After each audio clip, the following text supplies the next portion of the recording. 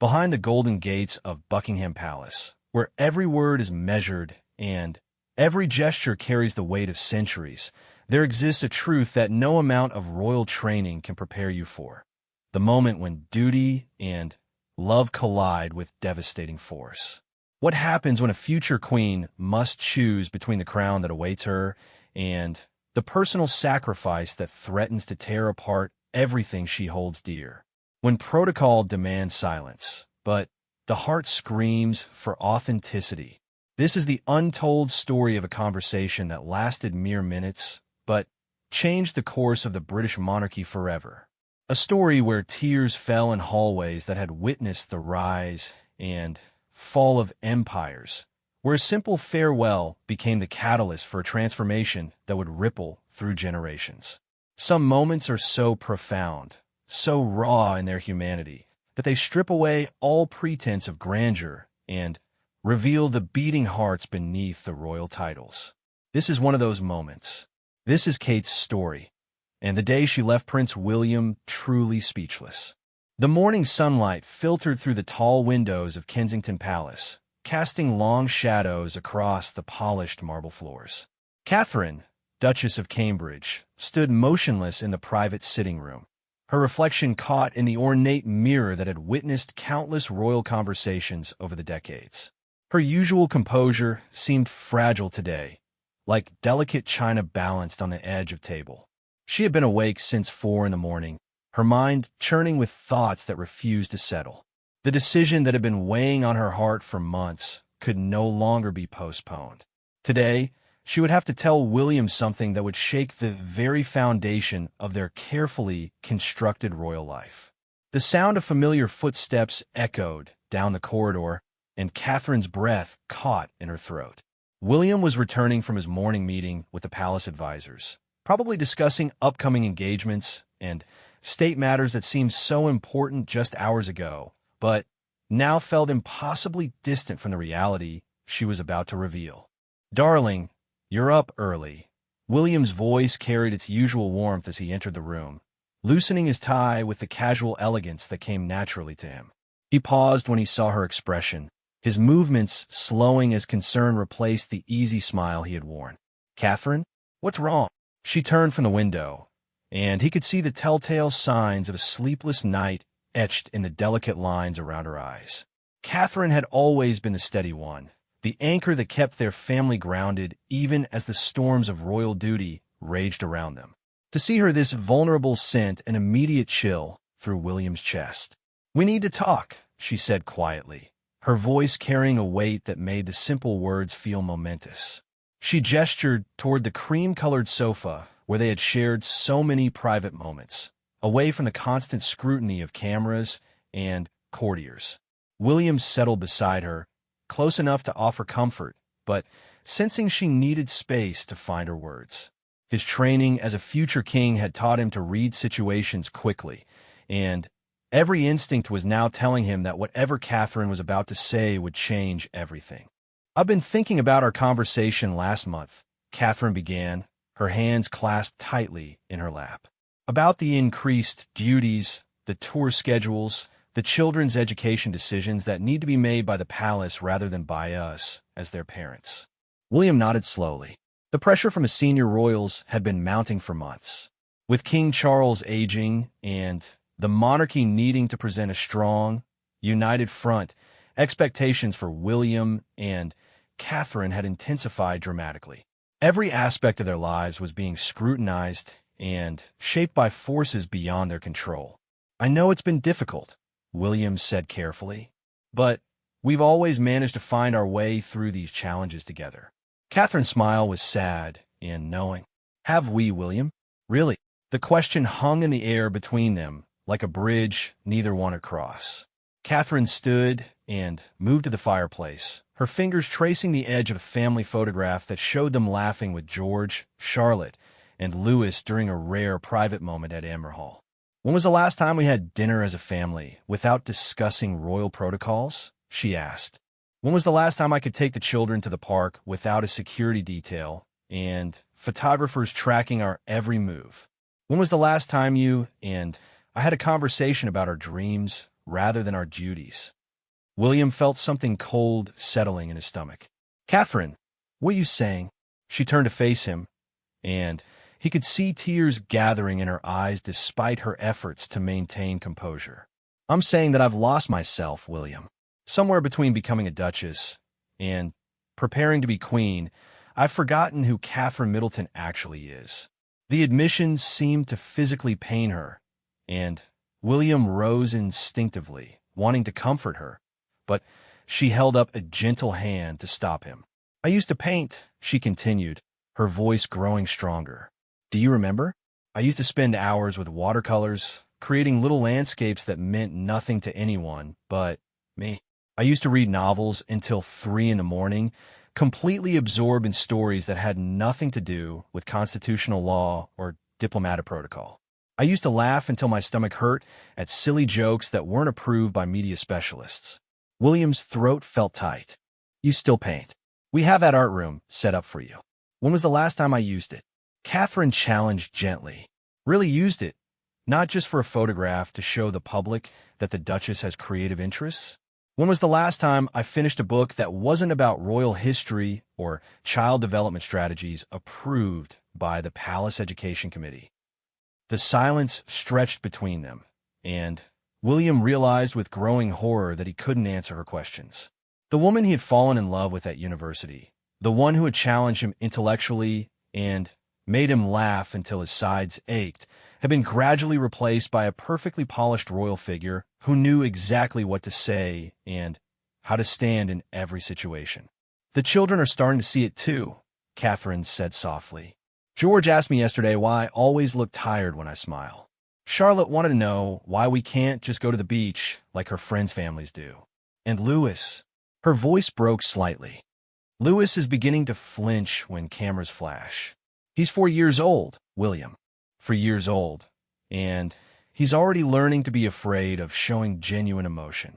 William sat heavily in the chair across from her, his mind reeling. What do you want me to do, Catherine? I can't change what we are. I can't change what's expected of us. I'm not asking you to change anything, Catherine said, and there was something final in her tone that made William's blood run cold. I'm telling you what I have to do. She moved to the small writing desk by the window and picked up an envelope that William now noticed bore the royal seal. His heart began to race as the implications of what he was seeing crashed over him.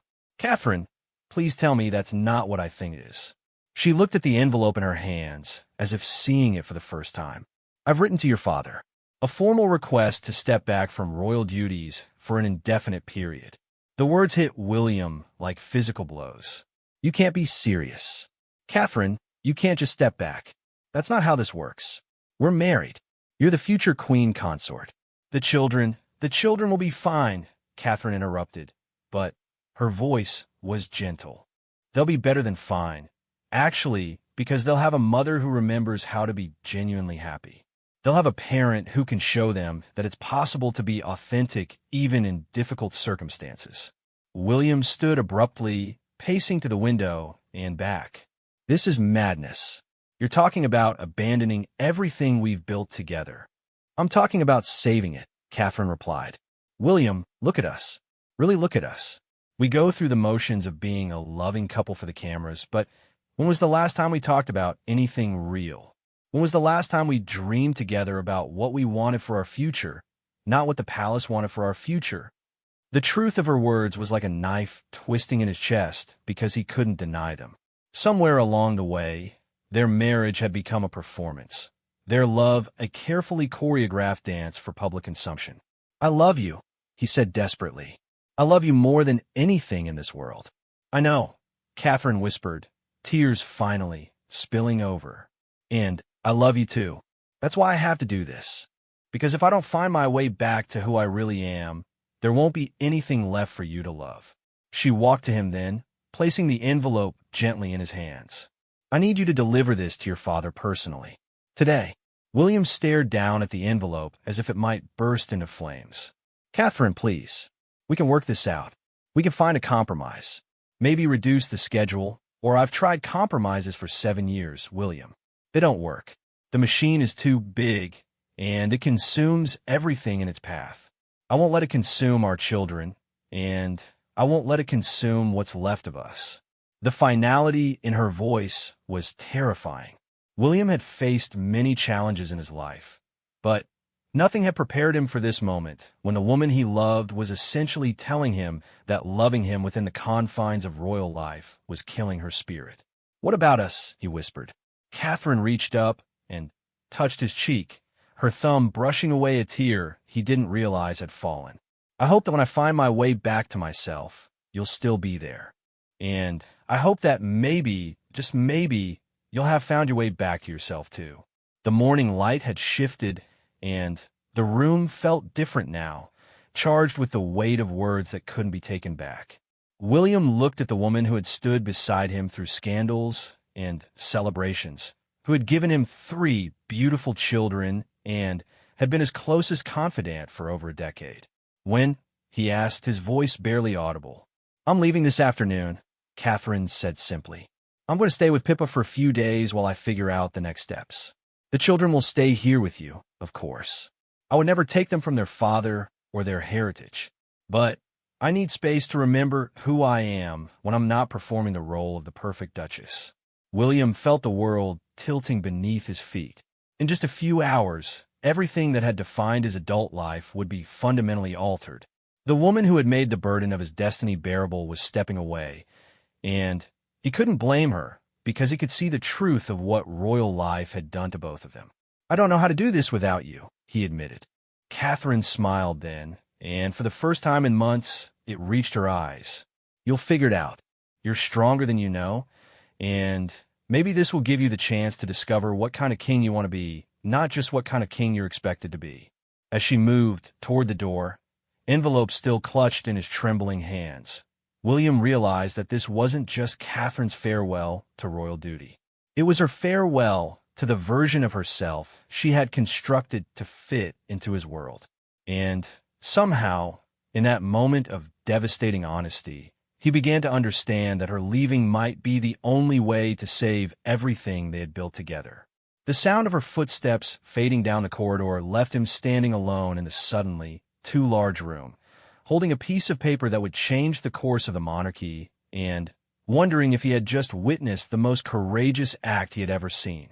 The drive to Windsor Castle had never felt longer. William sat in the back of the official car, Catherine's letter burning like a brand against his chest where he had tucked it inside his jacket pocket. The countryside blurred past the tinted windows, but his mind was trapped in that morning's conversation, replaying every word, every inflection, searching for signs he had missed. His protection officer, James, glanced at him through the rearview mirror with concern. In the 5 years they had worked together, James had never seen the prince look so shattered. William's usual composed demeanor had cracked completely, leaving behind someone who looked utterly lost. "Sir, shall I inform His Majesty that you've arrived when we reach the castle?" James asked quietly.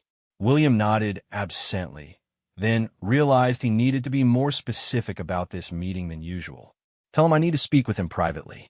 Immediately. Family matter." Those 2 words, family matter, would send ripples through the palace staff. In royal circles, family matters were handled with utmost discretion and usually indicated something significant was about to unfold. As they passed through the gates of Windsor Castle, William caught sight of the tourists gathered outside, phones raised to capture any glimpse of royal life. None of them could imagine that behind these ancient walls, a drama was unfolding that would reshape everything they thought they knew about the modern monarchy. King Charles was in his private study when William arrived, reviewing documents for the next day's Privy Council meeting. The room smelled of old leather and the Earl Grey tea that had just been served. Charles looked up as his son entered, immediately noting William's pale complexion and the tension in his shoulders. "William," Charles said, setting down his fountain pen. "James mentioned this was urgent. Is everything all right with the children?" "The children are fine," William said, then stopped. Were they fine? How could they be fine when their world was about to be turned upside down? "Father, I need to give you something. From Catherine." The formality of using Catherine's full name rather than Kate immediately alerted Charles to the gravity of the situation. William reached into his jacket and, withdrew the envelope with hands that trembled slightly. Charles took the letter with the careful attention he gave to all official correspondence, but the moment he broke the seal and began reading, his expression transformed. William watched his father's face cycle through confusion, concern, and, finally, what looked like understanding. "She wants to step back from royal duties," Charles said after what felt like an eternity. It wasn't a question.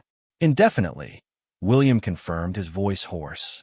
Charles set the letter down carefully and removed his reading glasses, a gesture William recognized from childhood as his father's way of buying time to think. The king walked to the tall windows overlooking the castle grounds where tourists still wandered, blissfully unaware that they were witnessing a historic moment. "Did you know this was coming?" Charles asked. William laughed, but there was no humor in it. "I should have. God, I should have seen the signs. But I've been so focused on the duties, the expectations, the constant pressure to be perfect that I stopped seeing what it was doing to her. To us. Tell me what happened this morning," Charles said, settling into the chair across from his son. For the first time in months, he wasn't speaking as the king to his heir, but as a father to his son. William found himself recounting the entire conversation, from Catherine's questions about when they last felt genuinely happy to her heartbreaking admission that she had lost herself. As he spoke, Charles's expression grew increasingly thoughtful, and William recognized a look he remembered from his childhood, his father working through a complex problem. "She's not wrong, you know," Charles said quietly when William finished. The words hit William like a physical blow. "Father," about the machine, as she called it, about how it consumes everything in its path. Charles stood and moved to a portrait of Queen Victoria that had always dominated this room. "I've spent my entire life serving the crown, and there were many times when I wondered if I had anything left of myself, or if I had become nothing more than a well-dressed symbol. But you found ways to maintain your identity," William protested. "Your environmental work, your architectural interests, your writing." "After decades of struggle," Charles replied, "and at great cost. How many relationships did I sacrifice on the altar of duty? How many personal dreams did I abandon because they didn't fit the royal mold?" William felt a chill of recognition. His father was speaking truths that William had never heard him voice before. "Catherine is younger than I was when I first began to chafe against these constraints," Charles continued. "She's also more emotionally intelligent, and she is something I didn't have for many years, clarity about what she needs to be authentically happy." "So, you're saying she's right to leave?" William's voice cracked on the last word. Charles turned back to his son, and William saw something unexpected in his father's eyes: pride. "I'm saying she's demonstrating remarkable courage. It takes extraordinary strength to walk away from comfort, privilege, and security in order to preserve one's integrity." The words settled between them like stones dropping into still water. William felt his world shifting once again as he tried to process his father's reaction. "The palace will be in chaos," William said practically. "The media will go insane. The public will demand explanations we can't give." "Yes," Charles agreed simply. "It will be extraordinarily difficult. And you're okay with that?" Charles smiled sadly. "William, I've learned that the monarchy survives not because we're perfect, but because we're capable of evolving. Perhaps Catherine stepping back is exactly the evolution we need right now." "I don't understand." Charles moved to his desk and picked up Catherine's letter again, scanning the carefully worded paragraphs. "She's not abandoning her family or her responsibilities to the children. She's not seeking a divorce or making any public statements that would damage the institution. She's simply asking for space to rediscover herself as a person rather than a role." "The role is who we are," William said desperately. "Is it?" Charles challenged. "Or is that what we've been told for so long that we've forgotten the difference?" The question hung in the air between them. Charles moved to a cabinet and withdrew a bottle of whiskey, something he rarely touched before evening, but circumstances seemed to call for exceptions. "When your mother died," Charles said, pouring 2 glasses, "I realized that I had spent so much time trying to be the perfect king-in-waiting that I had failed to be a present husband and father. The regret from that realization has shaped every decision I've made since. He handed William a glass and continued, I don't want you to spend the next 20 years regretting that you let duty destroy the most important relationship in your life. William stared into the amber liquid. What if she doesn't come back? What if this is the beginning of the end? Then you'll have learned something valuable about what it means to truly love someone, Charles replied. Love sometimes means letting go. And if Catherine does come back, it will be because she chooses to, not because she's trapped by obligation. They sat in silence for several minutes, both lost in their thoughts. Finally, Charles spoke again. I want to share something with you that I've never told anyone.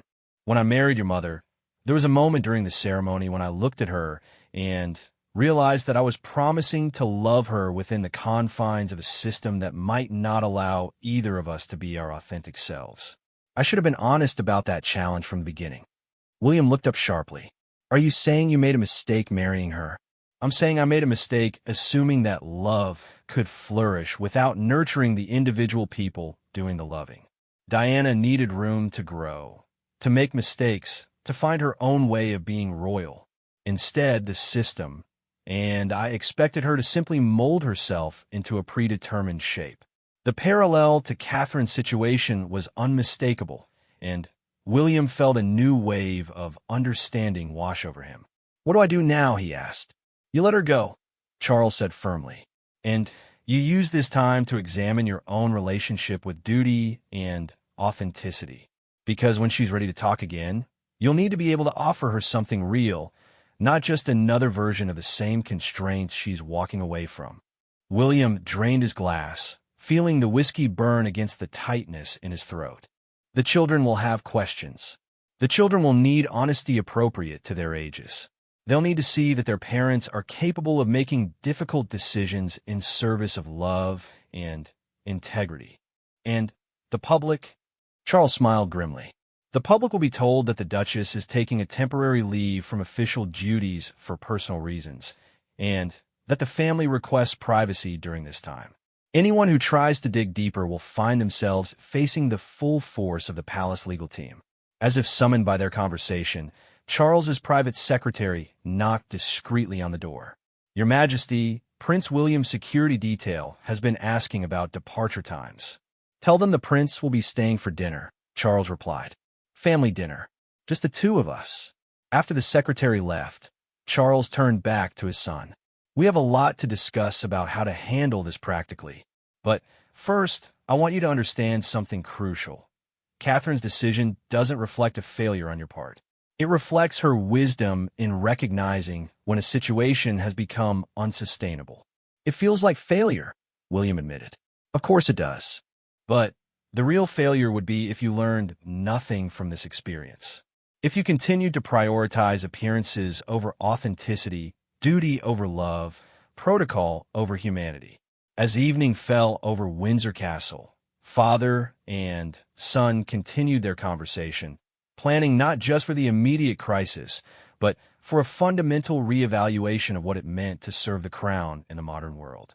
Outside, the tourists had gone home, unaware that they had witnessed a day that would be remembered as a turning point in the history of the British monarchy. In London, Catherine was packing a small suitcase with the efficiency of someone who had finally made peace with a difficult decision. She moved through her dressing room, selecting clothes that she actually enjoyed wearing rather than outfits chosen for their diplomatic appropriateness. For the first time in years, she felt like she could breathe freely. The children were with their nannies, having been told that Mummy needed to take care of some important personal business, but that she would see them very soon. They had accepted this explanation with the resilience of children accustomed to their parents' complex schedules, not realizing that this departure was different from all the others. As Catherine closed her suitcase, she caught sight of herself in the mirror. The woman looking back at her wasn't the polished Duchess of Cambridge who graced magazine covers and state dinners. It was Catherine Middleton, a woman who was about to embark on the most important journey of her adult life.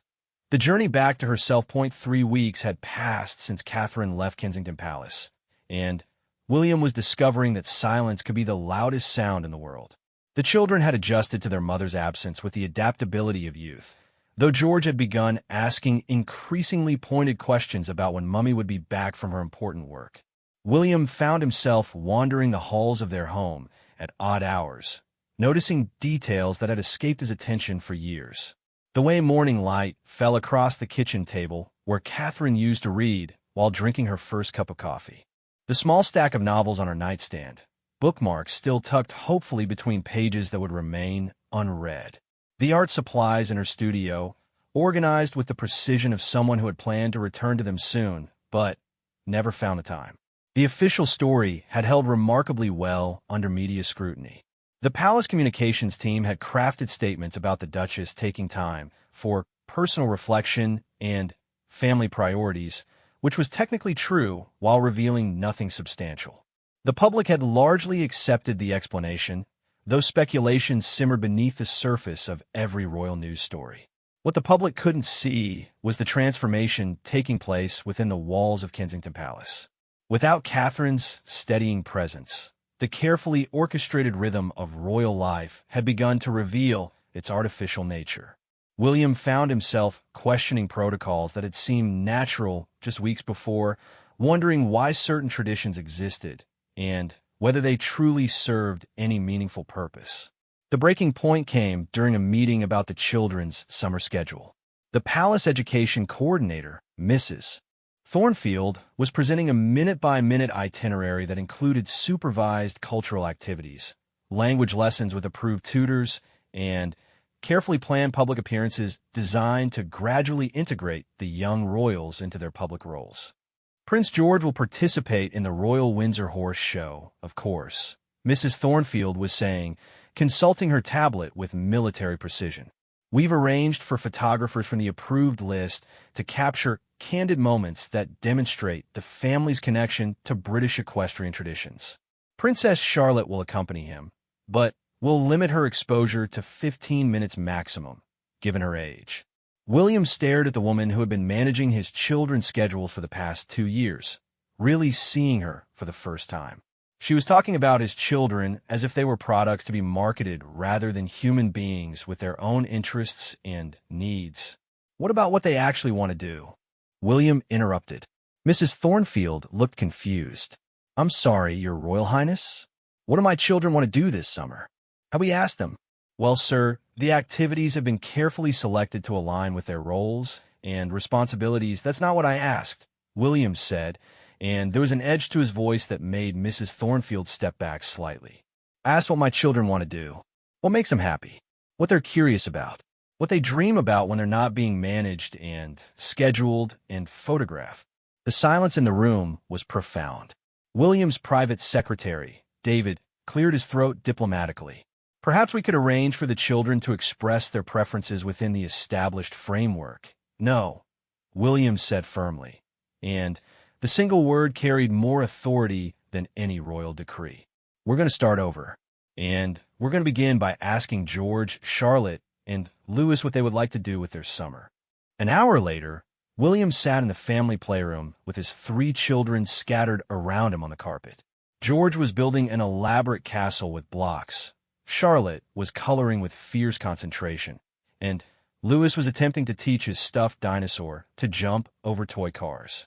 I want to ask you something important, William said, and all 3 children looked up with the immediate attention that came from recognizing when their father was speaking to them as himself rather than as the Prince of Wales.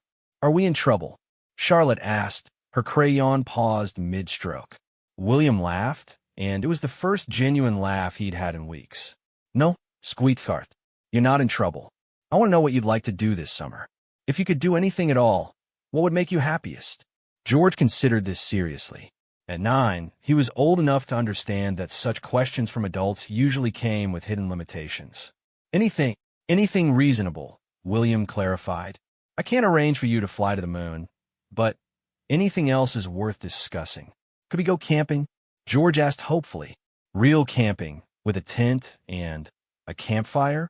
Harry showed me pictures from when you and Uncle Harry went camping with Grandmama Diana. William felt his breath catch. He had forgotten those trips, forgotten the simple joy of sleeping under stars and roasting marshmallows without a single photographer in sight. Could we have a beach day where we don't have to worry about being careful with our clothes? Charlotte added, warming to the theme. And maybe learn to surf like the children we saw on television. Lewis, not entirely understanding the game, but wanting to participate, shouted, "Dinosaurs." "We could visit the Natural History Museum," William said thoughtfully. "They have excellent dinosaur exhibits. And no one would need to take official photographs." The children's excitement was immediate and infectious. For the next hour, they planned adventures that had nothing to do with royal obligations and everything to do with curiosity, wonder, and simple fun. William found himself making notes on actual paper rather than delegating to staff, and something that had been knotted tight in his chest began to loosen. That evening, after the children were in bed, William called Catherine. She answered on the second ring, and the sound of her voice sent a wave of longing through him that was almost physical in its intensity. "How are they?" were her first words. "They're wonderful," William said, settling into the chair by his bedroom window. "We spent the afternoon planning summer adventures. Real adventures, not royal engagements disguised as family time." He could hear the smile in Catherine's voice when she replied, "Tell me about the adventures." William found himself sharing the entire afternoon, from George's camping dreams to Charlotte's desire for messy beach days to Lewis's passionate advocacy for more dinosaur education. Catherine listened without interruption, and William could picture her curled up wherever she was staying, probably wearing one of the comfortable sweaters she loved but never got to wear in public anymore. "They sound like children," Catherine said when he finished. "They are children," William replied, and then stopped as the significance of his words hit him. "God, Catherine, we were turning them into tiny adults. Tiny royal adults with schedules and obligations and appropriate clothing for every occasion. We were doing what we thought was expected," Catherine said gently. "What we were told was necessary for their futures. But what about their present? What about their right to be children who get dirty and make mistakes and discover what they love without it being documented for posterity?" There was a long pause before Catherine spoke again. "How are you, William?" "Really, I'm angry," he said, surprising himself at the honesty. "I'm angry at the system that made us both forget what actually matters. I'm angry at myself for not seeing what was happening sooner. And I'm scared that I've lost the best thing in my life because I was too weak to stand up for what I knew was right." "You're not weak," Catherine said firmly. "You're caught in an impossible situation that has been building for generations. But recognizing it is the first step toward changing it." "I miss you," William whispered. "The children miss you. The house feels empty without you. I miss you too, more than I can possibly express." Catherine's voice was thick with emotion. "But I needed this time, William. I needed to remember who I am when I'm not trying to be perfect every moment of every day." "And have you remembered, I mean?" Catherine laughed softly. "I'm getting there. I spent yesterday afternoon painting for 4 hours straight. Just painting, not for any purpose or audience or documentation. I painted terrible, wonderful landscapes that no one will ever see except me. And I felt more like myself than I have in years." William closed his eyes, trying to imagine Catherine lost in her art, paint-stained and completely absorbed in creation for its own sake. "That sounds perfect. It was perfect because it was just for me. Do you understand what I mean?" William did understand, perhaps more clearly than Catherine realized. "I had dinner with Father the night you left. He told me things about duty and authenticity that I'd never heard him say before. I think your leaving has started conversations that should have happened years ago." "Change is hard," Catherine said, "especially when you're changing something as established and traditional as the monarchy. But maybe it's time." They talked for another hour, sharing thoughts and feelings that had been buried under years of public obligations and private compromises. When they finally said goodbye, William felt something he hadn't experienced in months: hope. The next morning brought unexpected visitors. Harry arrived at Kensington Palace unannounced, finding William in the garden with the children. Lewis had convinced his father to help hunt for beetles, and all 4 of them were crouched around a flower bed, engaged in serious scientific observation of insect behavior. "This is a sight I haven't seen in years," Harry said, settling onto the grass beside them. William looked up, dirt on his knees, and a genuine smile on his face. "Harry, I didn't know you were coming by." "Thought it was time for an uncle visit," Harry replied, but his eyes were serious despite his casual tone. "How are you all holding up?" "We're figuring things out," William said carefully, aware that the children were listening. George looked up from his beetle observation. "Uncle Harry, did you know that beetles are incredibly strong? Lewis found one that can carry a stick twice as long as its body." "That is fascinating," Harry said solemnly. "Perhaps all creatures are stronger than they appear when they're doing what comes naturally to them." William caught his brother's eye and recognized the deeper meaning in his words. They spent the morning building fairy houses with Charlotte, creating obstacle courses with George, and helping Lewis organize his growing collection of interesting rocks. It was loud, chaotic, and completely wonderful. After lunch, while the children napped, the brothers sat in the garden with cups of tea that grew cold as they talked. "I heard about Catherine," Harry said without preamble. "Not from the press, from Father. I figured he would tell you. He's worried about you. We all are." William was quiet for a long moment, watching clouds drift across the afternoon sky. "She was right to leave, Harry. I hate that she felt she had to, but she was absolutely right." Harry nodded slowly. "The system is designed to consume people. Look what it did to Mom. What it tried to do to Megan. What it's been doing to Catherine for years. But you and Megan found another way. You chose each other over the institution." "We had to," Harry said simply. "But our situation was different. I wasn't the heir. I could walk away more easily. You're trapped in ways that I never was." "Am I?" William asked, and the question seemed to surprise them both. "Am I really trapped? Or have I been choosing to be trapped because it seemed easier than fighting for something different?" Harry studied his brother's face. "What are you thinking, William?" "I'm thinking that maybe the monarchy can evolve. Maybe it can become something that honors both duty and humanity. Maybe we can serve the people without sacrificing the people we love. That would require some pretty fundamental changes." "Yes," William agreed. "It would." As evening approached, and Harry prepared to leave, he pulled William aside for a final private conversation. "Whatever you decide to do," Harry said, "whatever changes you want to make, you won't be doing it alone. I may have stepped back from royal duties, but I will always support you in finding a way to be both a good king and a good man." After Harry left, William stood in his garden as darkness fell, thinking about beetles that could carry impossible loads and monarchies that might be stronger than they appeared when they allowed themselves to be natural.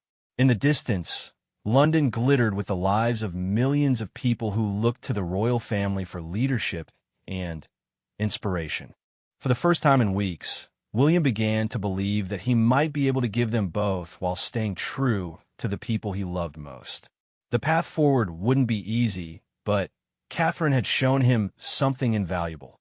That courage sometimes looked like walking away from what was expected in order to fight for what was right. Tomorrow, he would begin the work of becoming the kind of man who deserved to have Catherine choose to come back to him 0.6 weeks after Catherine's departure. The transformation at Kensington Palace was subtle but unmistakable. Staff members found themselves part of conversations rather than simply receiving orders. The children's schedules had evolved to include actual free time, and their laughter echoed through halls that had grown accustomed to more formal sounds. Most significantly, William had begun asking questions that challenged decades of established protocol. The morning of the pivotal palace meeting, William stood in front of his bathroom mirror, adjusting his tie with hands that were steadier than they had been in weeks. Today, he would present his father and the senior advisors with proposals that could fundamentally alter how the modern monarchy operated. The ideas had been forming since Catherine left, crystallizing through hours of reflection and research into what other constitutional monarchies had done to modernize while maintaining their essential functions. The meeting was set for 10 o'clock in the blue drawing room at Buckingham Palace, a choice that William had specifically requested. The room's grandeur would remind everyone present of the monarchy's historic significance while he argued for its evolution into something more sustainable and humane. Charles was already seated when William arrived, flanked by Sir Clive Alderton, the king's principal private secretary, and several other senior advisors whose expressions ranged from curious to skeptical. William had specifically requested that this meeting include only the most senior decision-makers, people with the authority to implement significant changes rather than simply study them. "Good morning, everyone," William said, settling into his chair with a confidence that surprised even him. "Thank you for accommodating this meeting on short notice. I want to discuss some substantial changes to how we approach royal duties and family life." Sir Clive leaned forward slightly. "Your Royal Highness, if this is about the Duchess's return timeline, we've prepared several potential scenarios. This isn't about Catherine's timeline," William interrupted gently but firmly. "This is about creating an environment worth returning to. For her, for our children, and for anyone who will serve this institution in the future." He opened a folder he had brought and withdrew several documents that represented weeks of careful research and planning. "I want to discuss what I'm calling the Modernization Initiative," William continued. "A comprehensive approach to maintaining the monarchy's essential functions while making it sustainable for the people who serve it." Charles raised an eyebrow, but remained silent, gesturing for William to continue. "First, I propose we establish clear boundaries between official duties and family time. This means no royal engagements or obligations for family members under the age of 16, except on specifically designated occasions, like trooping the color or Christmas services. Children should be allowed to be children." The room was very quiet. Sir Clive made notes, but his expression suggested he was withholding judgment. "Second, I want to implement what I'm calling authentic representation. Instead of carefully staged photo opportunities and scripted appearances, we allow the public to see more genuine moments. This doesn't mean less security or less protocol, but it means less performance." William pulled out photographs from recent family outings, images of George concentrating on building sandcastles, Charlotte laughing as she chased seagulls, Louis proudly showing off his collection of beach shells. The pictures were unstaged and beautiful, capturing real joy and connection. These were taken during our recent family beach day. No official photographers, just security personnel with cameras for safety purposes. But look at what they captured. These children look genuinely happy. They look like real people having real experiences. Lady Susan Morrison, one of Charles's senior advisors, shifted in her seat. "The public expects a certain level of formality from royal appearances, Your Royal Highness." "Do they?" William challenged. "Or have we assumed they do because that's how it's always been done?" I've been reviewing public response data from the past 5 years, and the moments that generate the most positive public reaction are consistently the ones where we appear most genuinely human.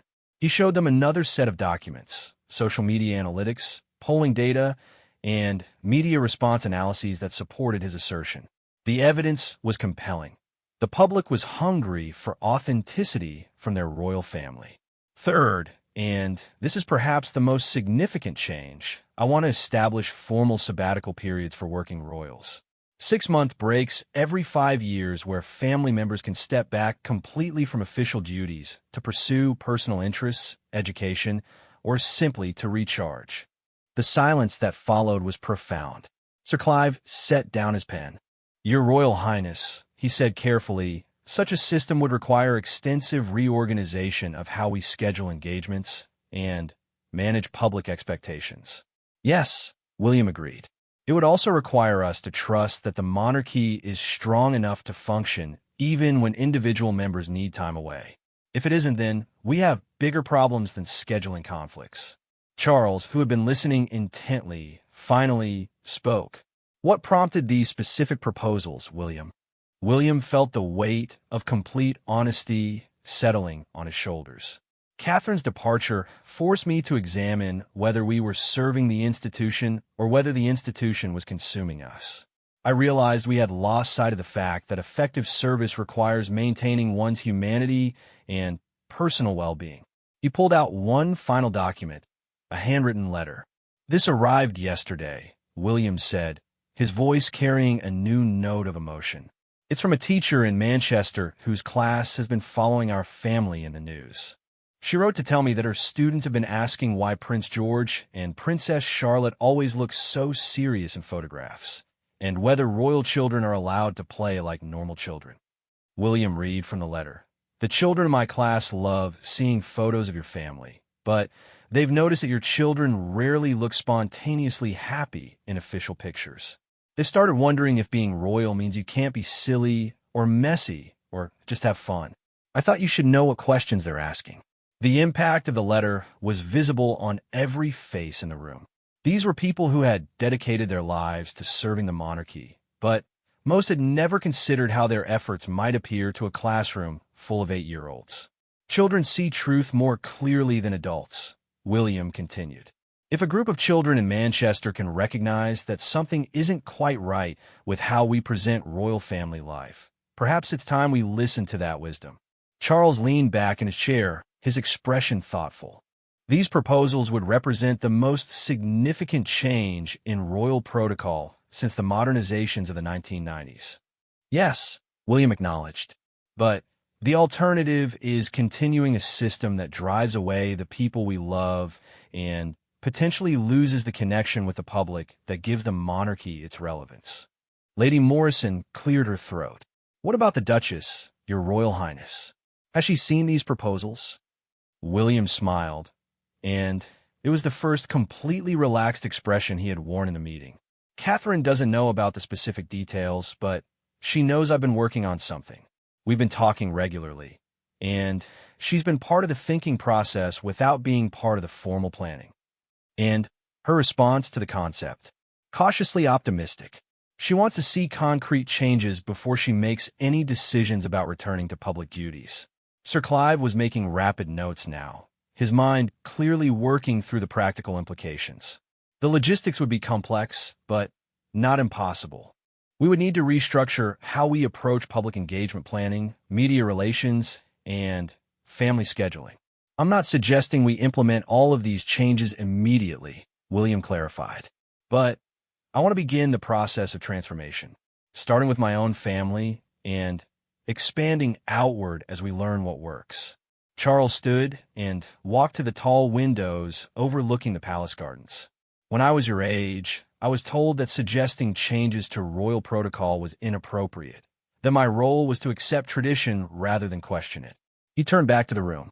I spent decades wishing I had been braver about advocating for modifications that might have made this life more sustainable for everyone involved. The king's support was not quite explicit, but it was unmistakable. William felt a surge of gratitude mixed with determination. There's something else, William said, pulling out one final document. I want to establish a royal family wellness council.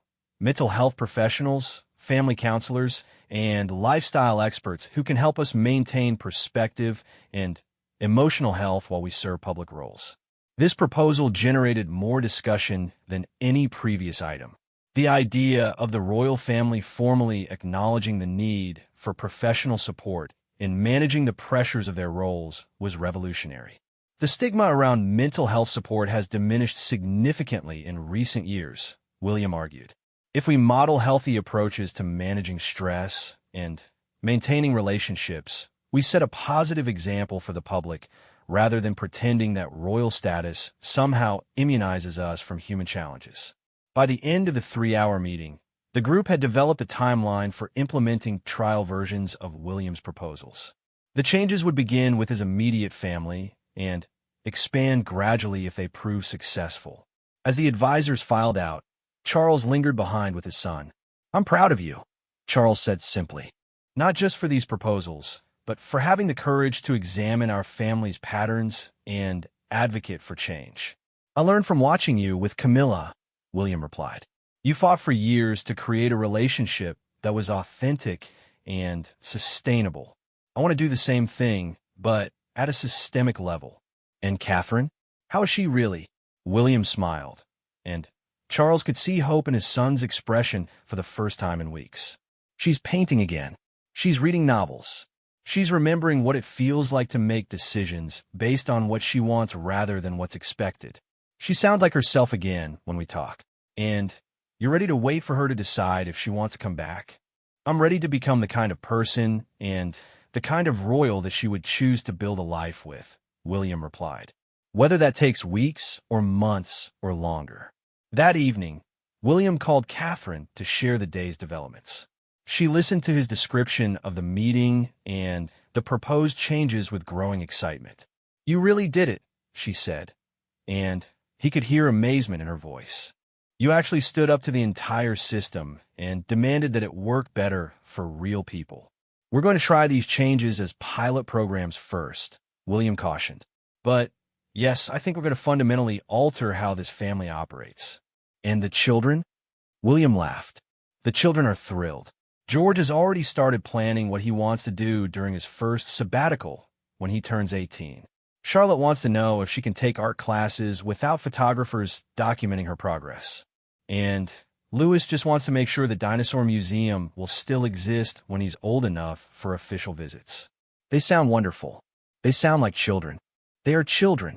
And if these changes work, they'll get to stay children for much longer than we did. There was a long, comfortable silence before Catherine spoke again. William, I want to come home. His heart stopped, then began beating so rapidly he could hear it in his ears. Are you sure? I'm sure. Not because I'm tired of being away, and not because I'm giving up on the changes I needed to make. I'm sure because I can see that you're building something different. Something that might actually allow us to be a real family within the constraints of royal duty. The changes are just beginning, William warned. There will be setbacks and challenges and people who resist. I know, but we'll face them together. And we'll model something different for our children and for everyone who comes after us. 2 days later, Catherine returned to Kensington Palace. The children's joy was immediate and overwhelming, but what struck William most was how Catherine looked. She appeared rested, centered, and, most importantly, like herself. The constant tension that had marked her features for months had disappeared, replaced by a quiet confidence that reminded him of the woman he had first fallen in love with at university. Their reunion was private, without media fanfare or official announcements. Catherine simply came home, and they began the work of rebuilding their partnership on a foundation of honesty and mutual support rather than obligation and public expectation. The first public appearance under the new protocols came 2 weeks later. The family visited a children's farm in Kent, and instead of formal tours and scripted interactions, they simply spent time with animals and other families. The photographs that emerged showed George confidently petting a goat while his parents watched with genuine pride, Charlotte giggling as a chicken perched on her shoulder, and Louis determinedly trying to feed a very patient lamb. The public response was immediate and overwhelmingly positive. Social media filled with comments about how relaxed and happy the family appeared, how much more approachable they seemed, and how wonderful it was to see royal children acting like regular children. More importantly, the family themselves felt the difference. They were still serving the public and fulfilling their duties, but they were doing so as authentic versions of themselves rather than as carefully constructed royal personas. 6 months later, Catherine gave her first interview since returning to public duties. When asked about her temporary departure, she spoke with characteristic thoughtfulness. Sometimes you have to step away from something you love in order to figure out how to love it better, she said. I needed to rediscover who I was as a person so that I could serve more effectively as a member of this family and this institution. The interviewer pressed for more details, but Catherine's response had already said everything that mattered. That love sometimes requires difficult choices, that authenticity strengthens rather than weakens service to others, and that the monarchy itself had evolved because one woman had the courage to say that something needed to change. Years later, historians would mark Catherine's temporary departure as a turning point in the modern British monarchy, the moment when the institution began prioritizing the humanity of its members alongside their public duties. But for William and Catherine, the significance was far more personal. They had learned that real love requires real people to sustain it, and that even the most traditional institutions can evolve when guided by wisdom, courage, and an unwavering commitment to treating each other with genuine care and respect. In choosing to fight for their authentic selves, they had ultimately strengthened everything they most wanted to protect.